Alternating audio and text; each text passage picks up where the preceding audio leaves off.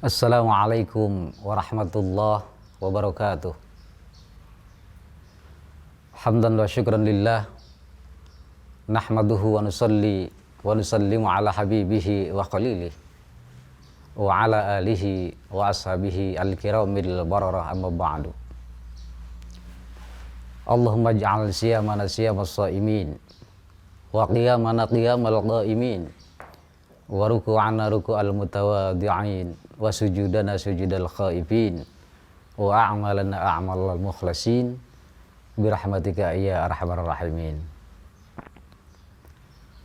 Pertama-tama puji dan syukur marilah kita panjatkan kehadirat Allah Rabbun Ghafur yang telah melimpahkan rahmat dan karunia-Nya kepada kita bersama. Salawat teriring salam semoga tetap dilimpah curahkan kepada Nabiullah akhir zaman, yakni habibana wa nabiyana wa syafi'ina wa qurrati a'yunina wa maulana Muhammad sallallahu alaihi wasallam. Ma'asyiral muslimin rahimakumullah. Dalam episode kali ini sebagai refleksi ungkapan rasa syukur terhadap nikmat Allah Azza wa Jalla, sebagaimana beberapa hari atau beberapa bulan ke belakang kita sering berdoa di bulan Rajab, Allahumma barik lana fi Rajab wa Sya'bana wa ballighna Ramadhana wa hasil maqasidana. Kita berdoa kepada Allah, bermunajat kepada Allah, memohon keberkahan pada bulan Rajab dan bulan Sya'ban, dan kita berharap agar Ramadan ini sampai kita hidup berada di bulan suci Ramadan. Alhamdulillah dengan izin dan qudrat irat Allah Subhanahu wa taala kita masih berada. Allah masih memberikan waktu dan kesempatan untuk turut menghirup udara yang segar di permukaan bumi, sehingga pada saat ini kita berada pada Ramadan Karim, pada Syahrul Mubarak, Syahrul Quran, Syahrul Jihad, yaitu bulan suci Ramadan. Kemudian juga kita bersyukur kepada Allah. Walakal aina, ini Allah telah memberikan kepada kita dua mata, tanduru bihimal asya. Kita bisa melihat, memandang, menyaksikan betapa indahnya panorama alam. Walakal rijlaini, Allah memberikan kepada kita dua kaki, kemudian tamshi bihima, kita bisa bergerak, bisa berputar, bisa mengelilingi jagat dunia yang Allah berikan. Kita lihat ke atas sana, langit terbentang luas bi ghairi amadin tarainah, tidak ada tiang satupun. Kemudian wa ja'alal arda firasya, Allah menjadikan bumi sebagai tempat berpijak kita, tempat berhampar. Ini adalah merupakan anugerah dari Allah yang sungguh sangat tak terhingga diberikan, diperuntukkan untuk kita manusia. Kemudian pada saat ini kita berada di bulan suci Ramadan.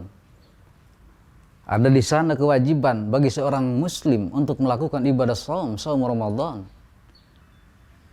Ketika kita melaksanakan saum Ramadan, jangan sampai melaksanakan saum Ramadan. Kenapa kita melaksanakan saum Ramadan? Karena tradisi, karena kebiasaan nenek dan moyang kita melaksanakan saum Ramadan. Tetangga kita, kakak kita, ibu kita, paman kita melaksanakan saum Ramadan.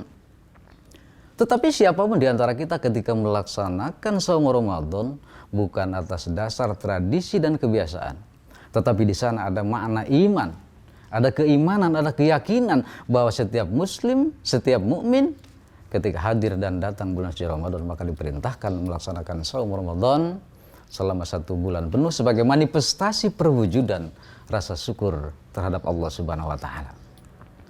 Oleh karenanya dalam sebuah keterangan hadis baginda Rasulullah mengatakan, man shoma Ramadan imanan wa ihtisaban.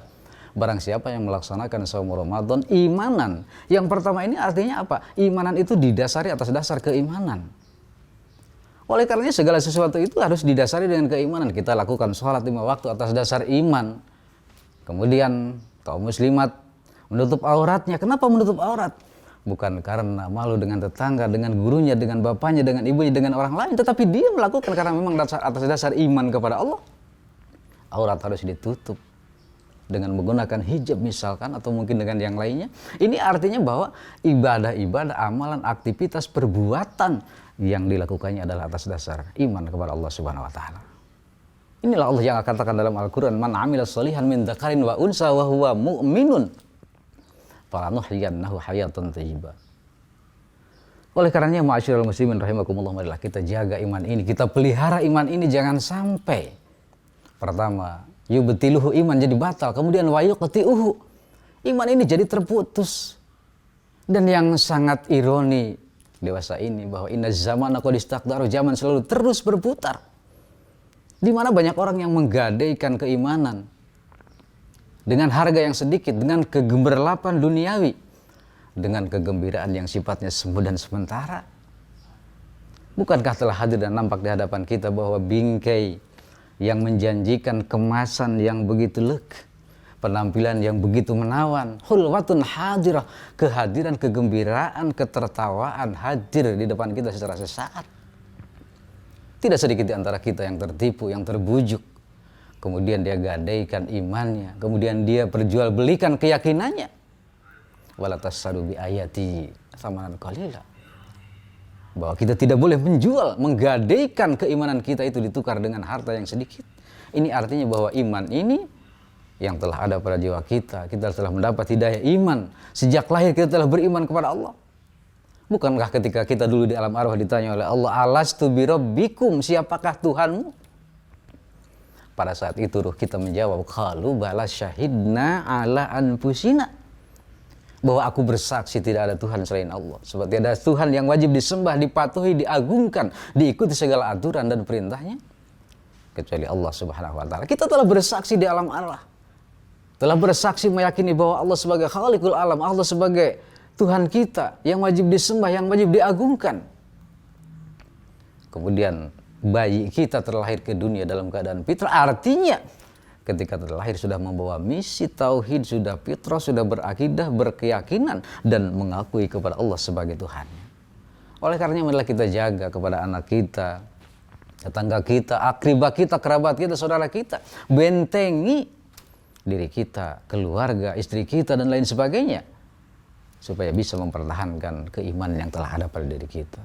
Sebuah ultimatum, wala tamutunna illa wa antum muslimun, bahwa kita jangan mati kecuali dalam keadaan iman dan Islam. Artinya iman itu bukan hanya ketika kita berada di masjid, iman bukan hanya ketika kita sedang berdoa, sedang bangun di keheningan malam, sedang infak, sedang berbuat kebajikan, tapi kemanapun kita pergi, dimanapun kita berada, maka iman itu jangan sampai terlepas daripada kita. Kita di kesendirian, kemudian di keramaian siang, kemudian di keheningan malam, iman harus tetap bersama dengan kita. Karena apa? Karena itu adalah merupakan fondasi yang harus kita miliki. Al-imanu tastamiru fil qalbi, iman itu terhunjam dalam hati kita. Ma'asyiral muslimin rahimakumullah, kemudian ketika iman sudah tastamiru, sudah terhunjam dalam hati kita, dia mampu mengatakan ana mu'minun qabla kulli syai'in, ana mu'min. Ana muslimun qabla kulli syai'in, ana muslim. Artinya apa? Dia sudah berikrar setelah dia tasdiq bil qalb, kemudian wal ikrar bil lisan, kemudian wal amal bil jawari, dikerjakan, dibuktikan, direfleksasikan, direplekan, direalisasikan, dibuktikan, diwujud nyatakan iman itu dalam kehidupan nyata. Karena ketika al-iman tastamiru fil qalbi, sudah terhunjam dalam jiwa, kemudian yajri ila qalbihi, iman itu mengalir kepada lubuk hatinya. Kemudian yajri ila lisanihi, iman itu mengalir, buahnya mengalir kepada lisannya. As-sidqul maqalah, ketika dia berkata, bertutur kata dengan kata-kata yang sopan, santun, lemah gemulai, mendatangkan kemanfaatan untuk dirinya dan untuk orang lain. Dia tidak pernah berbohong, mengeluarkan kata-kata kotor, mengatakan kata-kata kalimatuz zur, kata-kata yang kotor yang pada akhirnya akan menyesatkan kembali dosanya kepada diri sendiri. Kemudian yang kedua, yajri ila ainaihi, iman itu mengalir di dalam kedua matanya. An-nadru ilal ibrat, yang dia tatap, yang dia saksikan, yang dia lihat adalah bagian daripada ibrat, sebagai pelajaran. Dia melihat ke langit sana, langit terbentang luas, bighairi amadin tarawnah, tidak ada tiang satu pun, tapi langit bisa terbentang di atas sana. Kemudian kita berpijak di dunia yang panah ini, kita tidak pernah menemukan di manakah ujungnya dunia ini. Kita berada di Bogor dengan keadaan yang sudah serba melejit, dengan harga yang tinggi. Ada kisaran harga tanah dengan 1 meter 5 juta sampai dengan 10 juta, bahkan ada juga yang mencapai ke 20 juta. Kita terasa sempit, tapi ketika kita bepergian ke tempat-tempat yang lain, ke Jawa, ke luar Jawa, kemudian Kalimantan, ke Sulawesi, ternyata Kita tidak juga menemukan di manakah ujungnya. Ini artinya bahwa apa? Alladzi ja'ala lakumul arda firasya. Allah membuat bumi sebagai hamparan kita. Silahkan kita bersenang-senang di dunia. Silahkan dunia itu sebagai mustaqorun, tempat tinggal kita. Wa mataun. Silahkan kita mau bergembira. Tetapi ingat, ilahin, sampai dengan waktu yang telah ditentukan oleh Allah Subhanahu wa taala. Oleh karenanya Ramadan sebagai bulan tarbiyah, sebagai bulan pendidikan bagi kita. Bahwa kita sudah dididik, syahrul jihad, dilatih untuk berjuang. Kemudian juga dalam Ramadan kita dibina supaya kita itu apa? Kita itu disiplin dengan berbagai disiplin waktu, disiplin ilmu dan lain sebagainya. Logikanya ketika seorang atlet pemain bulu tangkis misalkan, dia berlatih di Cipanas, di Pelatnas, kemudian dia berbagai latihan fisik, mental, kemudian berbagai latihan pukulan-pukulan, dari mulai pukulan melambung ke belakang, kemudian cara melakukan smash, kemudian cara beradu net namanya ya. Dia sudah lakukan itu, dia sudah pelajari itu, dia sudah lakukan, bahkan ditunjang dengan berbagai fisik yang prima. Tetapi manakala dia ada satu kompetisi misalkan, satu kompetisi dia bertanding dengan lawannya, dengan negara yang lain, dia tidak mengalami kemenangan. Padahal dia sudah maksimal melakukan latihan. Ini artinya bahwa selama dia selama dia dilatih, dibimbing, ditarbiyah, dilatih, dididik, maka tidak mendapatkan hasil yang gemilang. Oleh karenanya bulan Ramadan adalah bulan sebagai syahrul tarbiyah. Kita dilatih dengan disiplin waktu.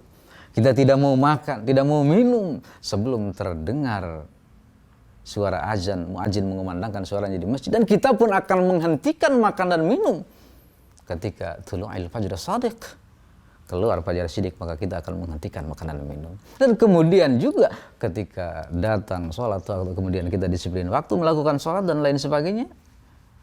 Nah ini yang jadi masalah, kenapa kita dilatih kebiasaan baik pada bulan suci Ramadan. Kita hadir sholat taraweh, kemudian kita bangun di keheningan malam, kita lakukan munajat, berdoa kepada Allah pada bulan suci Ramadan. Bahkan tilawatil Quran, tadarus Al-Quran kita lakukan secara istimror, berkesinambungan. Disiplin waktu. Kemudian di sana ada tawazun, dengan hikmahnya puasa ada keseimbangan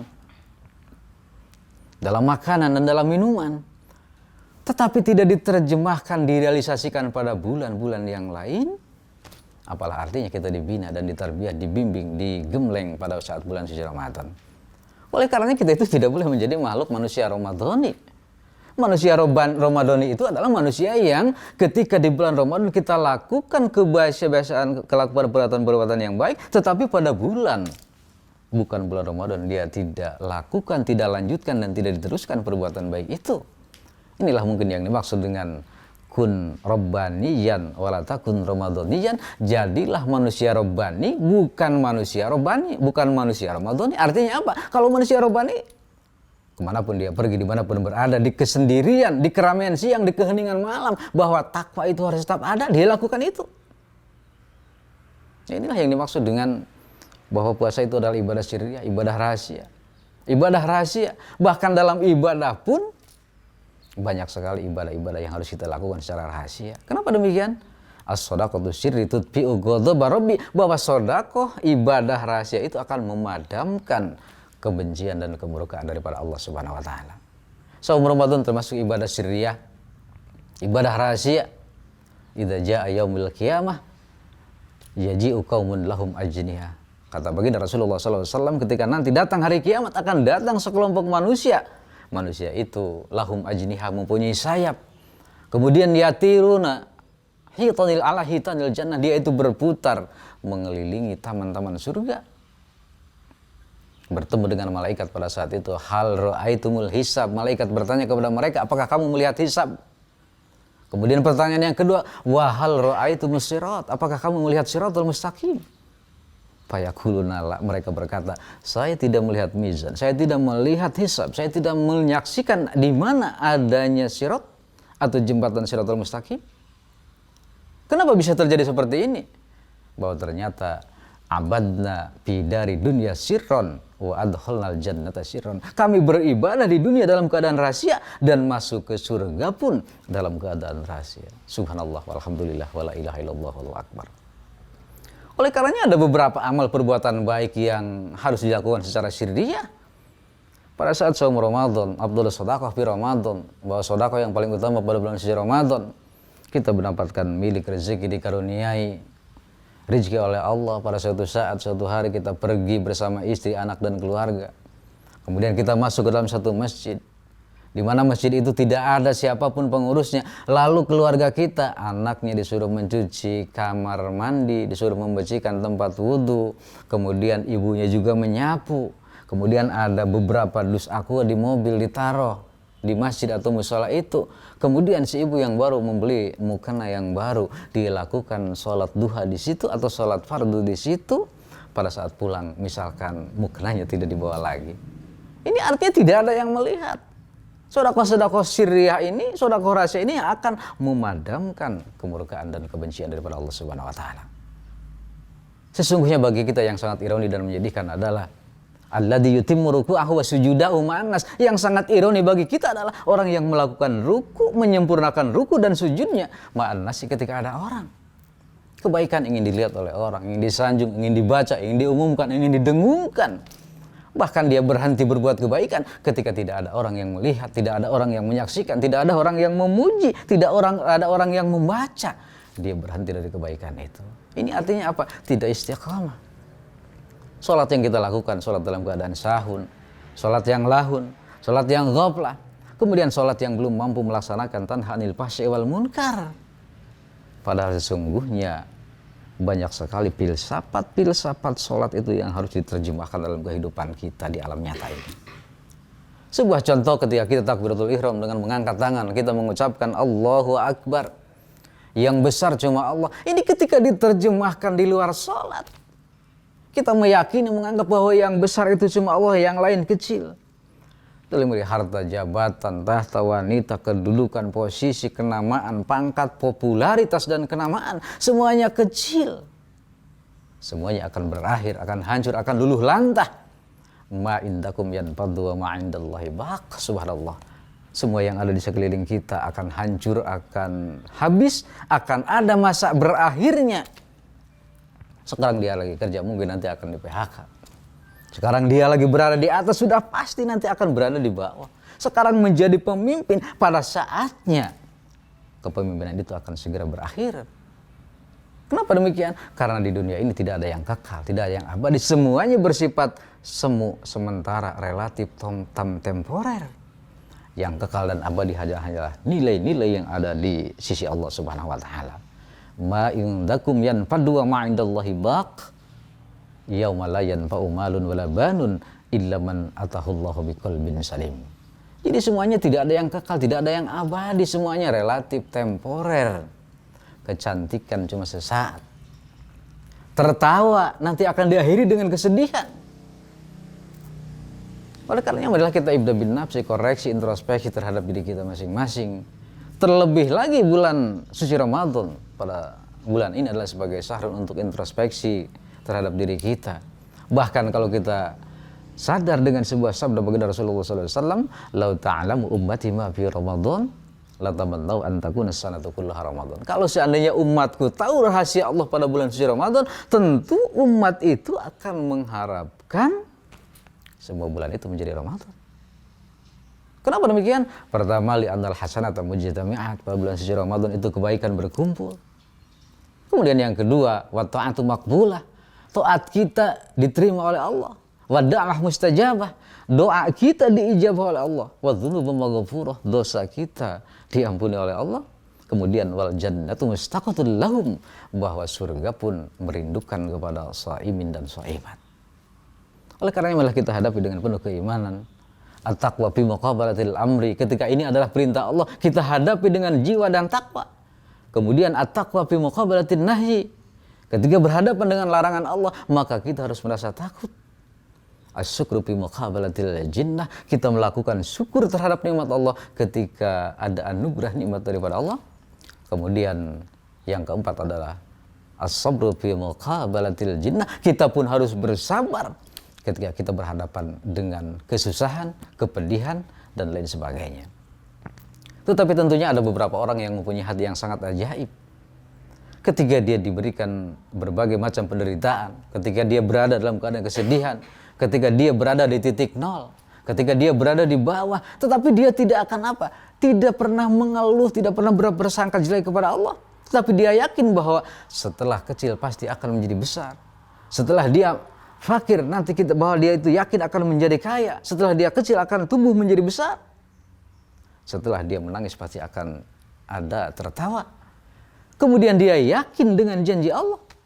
Inna ma'al usri yusra, fa inna ma'al usri yusra. Allah sampai berjanji 2 kali bahwa ingat, setelah kita sedih akan bahagia, setelah kita menangis nanti akan tertawa, setelah kita kecil nanti akan menjadi besar. Karena dia yakin dengan janji Allah, fa anta laka ibadatun azimah, maka dia mempunyai nilai pahala yang sangat besar di hadapan Allah Subhanahu wa taala. Oleh karenanya a'jabanil qulub, orang-orang yang mempunyai hati yang sangat ajaib adalah diantaranya pertama allati tastaqmilul ahlam bisumti, orang-orang yang berhadapan dengan penderitaan tapi dia hadapi dengan diam. Itu adalah orang yang punya hati yang sangat ajaib. Kemudian dia yakin dengan ayat Allah bahwa setelah menangis nanti akan diganti dengan tertawa. Setelah sedikit akan berubah menjadi besar, setelah kecil nanti akan menjadi besar. Dia yakin dengan janji Allah. Maka dia mendapatkan pahala ibadah yang sangat besar dari hadapan Allah Subhanahu wa taala. Ma'asyiral muslimin wa zumratal mu'minin rahimakumullah. Minimal saya sampaikan ada 3 indikator sebagai evaluasi untuk kita. Apakah saum yang kita lakukan termasuk dalam kategori saum yang produktif, saum yang mumtaj, atau mungkin malah sebaliknya. Yang pertama adalah kita melaksanakan ibadah saum Ramadan. Pertanyaan untuk diri kita adalah semakin bertambahkah kadar keimanan kita dan ketakwaan kita kepada Allah. Khaufatuhu wa khasyatuhu ilallah. Rasa takut kita, rasa khasyah kita dengan adanya ibadah saum, apakah semakin bertambah atau semakin berkurang? Ubay bin Ka'ab mengatakan bahwa kita itu hidup di alam dunia, di dunia ini adalah seperti orang yang sedang berjalan penuh dengan berbagai macam duri. Ada onak, duri, fitnahan, cemoohan, caci maki, dan lain sebagainya. Itu pasti kita hadapi. Inilah yang disebut dengan hidup. Bahkan Allah katakan dalam Al-Quran, alladzii khalaqal mauta wal hayata liyabluwakum ayyukum ahsanu amal, bahwa Allah menciptakan hidup dan mati sebagai ujian bagi kita. Cuma terkadang di antara kita itu menafsirkan bahwa saya sedang diuji oleh Allah. Kenapa Bu diuji oleh Allah? Anak lagi sakit, saya juga sakit. Kemudian bapak di PHK, panen gagal, transaksi gagal total. Saya sakit-sakitan lagi diuji oleh Allah. Tapi ketika kita sedang berada dalam keberadaan, harta tidak jadi masalah, jabatan tinggi, kemudian fisik, stamina selalu dalam keadaan sehat walafiat, kita tidak pernah merasakan bahwa saya sedang diuji oleh Allah Subhanahu wa taala. Nabi Allah Sulaiman alaihi salatu wassalam, ketika dia menjadi seorang raja, sebagai seorang pemimpin dengan harta yang melimpah, dengan harta yang sangat banyak, dia mengatakan, haza min fadli rabbi liyabluwani ashkuru am akfur. Ini adalah ujian daripada Allah. Apakah saya bisa syukur atau mungkin malah kufur terhadap nikmat Allah? Jadi pengertiannya bahwa ujian itu bukan hanya yang pahit-pahit saja. Ketika kita banyak uang diuji oleh Allah, ketika kita dalam keadaan sehat walafiat diuji oleh Allah, ketika kita berada di atas pun itu adalah merupakan ujian daripada Allah Subhanahu wa taala. Oleh karenanya ada beberapa orang sekelompok manusia yang hatinya selalu tenang, mempunyai hati yang damai, mempunyai hati yang selalu mutmainnah di saat orang-orang sedang dalam keadaan kacau, galau.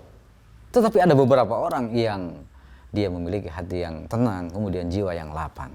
Di antaranya apa? Yang pertama adalah hati kita akan selalu gundah dan gelisah apabila mempunyai penyakit. Yang pertama adalah lan tardo biqadaillah. Ketika kita tidak ridho terhadap ketentuan Allah, sampai kapanpun hati tidak akan mendapatkan ketenangan. Melihat saudara kita maju, kemudian kita tidak ridho. Kita diberikan rezeki oleh Allah, tidak pernah mau bersyukur. Bahkan melihat teman kita, memandang teman kita dengan prasangka yang bermacam-macam. Padahal kita tahu bahwa wafaddalna ba'duhum 'ala ba'din birrizqi, antara rezeki yang satu dengan yang lain itu pasti berbeda. Tidak boleh kita berprasangka jelek. Ini yang menyebabkan lalu hati kita tidak akan pernah mendapatkan ketenangan dalam hidup ini. Ma'asyiral muslimin rahimakumullah. Kemudian yang kedua adalah al-wuqu'u ila ma'siyatin bila taubatin.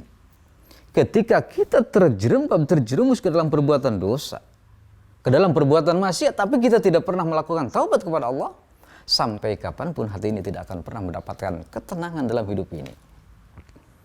Kelihatannya tertawa, terbahak-bahak, masuk mall, keluar mall, teng-teng kiri, teng-teng kanan. Apapun yang dia mau, tinggal hati kada, if'al kada, kerjakan anu.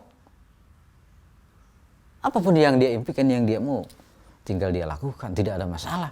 Tetapi manakala al-wuku' ila ma'siyatin bila taubatin, ada dosa masa lalu yang dia lakukan, kemudian dia tidak pernah bertobat kepada Allah Subhanahu wa taala, sampai kapanpun hati ini tidak akan pernah mendapatkan ketenangan dalam hidup ini. Kemudian yang kedua, dalam jiwa kita ditanamkan semangat mengajak kepada orang lain. Dengan tarbiyahnya, dengan dibimbingnya, dibinanya kita pada bulan suci Ramadan, maka kita pun harus semakin terus berpacu, semakin terus semangat dalam rangka mengajak kepada orang lain. Wa idza sa'alaka ibadi fa inni qarib ujibu da'watad da'i idza da'ani falyastajibu li wal yu'minu bi la'allahum yarshudun. Artinya apa? La'allahum yarshudun, supaya mereka mendapat petunjuk. Artinya bahwa ilmu yang kita miliki bukan hanya untuk kita sendiri, tetapi perlu disampaikan kepada orang lain. Perlu ditabligkan, disampaikan kepada orang lain, dijelaskan kepada orang lain. Terlebih-lebih yang digambarkan baginda Rasulullah SAW, bahwa baginda Rasulullah SAW ketika dia hadir di Makkah Al-Mukarramah, kemudian hijrah ke Madinah Al-Munawwarah, bahwa yang dia sampaikan adalah dakwah, menyampaikan risalah Islamiyah dengan cara takwinul akidah, membentuk akidah dengan berbagai cara. Yang pertama adalah taghyirus suluk, taghyirul fahmi, perubahan persepsi atau pola pikir, supaya memahami Islam adalah agama yang kafah, Islam adalah agama yang universal, Islam adalah agama yang menyeluruh. Wa ma arsalnaka illa rahmatan lil alamin. Kemudian yang kedua adalah taghyirus suluk, perubahan individu dan perilaku. Ketika kita meyakini bahwa kita sebagai muslim, maka berakhlak dengan akhlak muslim. Kita meyakini bahwa kita sebagai seorang mukmin, maka akhlak-akhlak mukmin harus kita lakukan dan kita jalankan. Setelah itu baru langkah berikutnya taghyirul bi'ah, perubahan terhadap lingkungan, kiri, kanan, depan, belakang, tetangga kita, al-aqribah kita. Dan baru yang terakhir adalah taghyirul mujtama', yaitu perubahan secara keseluruhan, secara struktural. Dan ini tentu harus didasari dengan adanya uswah hasanah, dengan adanya figur, contoh, dan keteladanan sebagaimana yang disampaikan baginda Rasulullah SAW. Kenapa dakwah Rasul berhasil? Prinsipnya cuma satu, ana awwalu wajibin ala ma amartukum bi. Apapun yang saya sampaikan kepada kalian, apapun yang saya sampaikan kepada tuan-tuan, maka saya adalah sebagai orang pertama pelaksana daripada aturan itu. Oleh karenanya bukan hanya sekedar membuat aturan untuk orang lain, hukum ketika berada di atas seperti pisau, tajam ke bawah tapi tumpul ke atas. Ini artinya bahwa apa? Bahwa aturan itu yang namanya aturan Allah itu wad'un ilahiyun sa'iqul lidail uquli salimati li sa'adatil ajil wal ajal. Artinya apa? Aturan Allah itu tidak ada yang bisa dirubah. Kalau aturan manusia silakan saja bisa dirubah. Pada pagi hari ini merah aturannya, kemudian siang berubah menjadi putih, kemudian sore berubah lagi. Karena banyak orang yang mengarahkan, mendukung kepada merah, kepada hitam, kepada hijau. Tetapi kalau wad'un ilahiyun, aturan Allah itu sa'iqul lidawil uquli salimah, untuk orang-orang yang berakal dan untuk meraih kebahagiaan, tidak bisa disesuaikan dengan keadaan zaman. Zaman yang harus mengikuti Al-Quran, bukan Al-Quran yang mengikuti adanya zaman. Oleh karenanya terakhir adalah kita introspeksi terhadap diri kita. Kita muhasabah terhadap diri kita. Kita awali langkah kita, gerak kita, perbuatan kita, harokah kita. Wa ma umiru illa liya'budullaha mukhlishina lahuddin. Wa ma umiru illa liya'budullaha mukhlishina lahuddin. Artinya apa? Bahwa didasari langkah awalnya itu adalah dengan ikhlas, semata-mata mengharap ridho dan maghfirah daripada Allah Subhanahu wa taala. Ma'asyiral muslimin rahimakumullah. Demikianlah tausiah singkat dalam episode kali ini. Ilal liqa ma'as salamah. Wassalamualaikum warahmatullahi wabarakatuh.